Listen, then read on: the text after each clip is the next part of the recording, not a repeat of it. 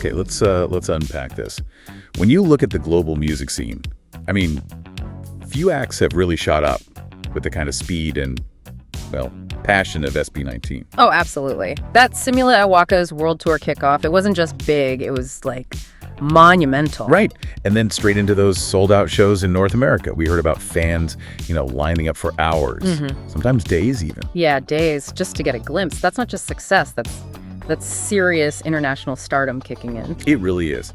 But, what comes with that kind of global spotlight? Something maybe less glamorous.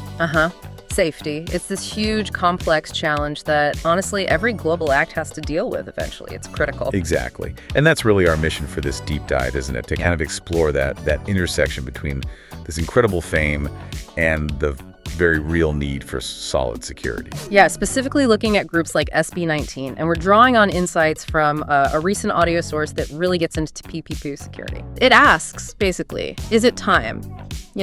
Should SB19 really step up their personal security now that their fame is just skyrocketing? This is the tricky part. Or is part of their magic, that connection they have, how close and approachable they seem to Aten? That's the tension, right? That balance. How do you protect them without losing that special relationship? We want to explore that today. It's such a nuanced thing. Yeah. Because the source material points out, the more attention, the bigger the crowds. And bigger crowds just inherently mean things can get more, unpredictable, even with the best fans in the world. Right. It's not necessarily about preventing, terrible things, but more about managing the whole environment. Exactly. Proactively managing it so that fan interactions stay positive, stay safe. And so the members themselves can actually focus on performing, right? Yeah. Without having to constantly worry about what's happening right next to them. Yeah, that's key. And connecting this back to that POP concept, principles, events, operations, protection, the source really stresses it's way more than just putting up barriers.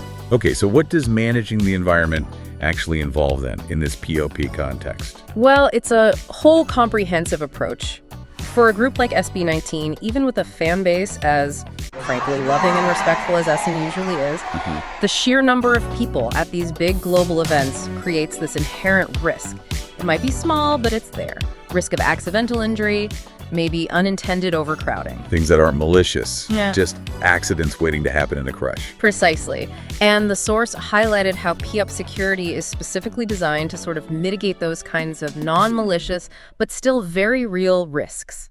The goal isn't to build an impenetrable fortress between the artists and fans. Okay, so it's not about separation. Not primarily, but they're trained to be discreet, maybe blend in more. So not just big, obvious bodyguards.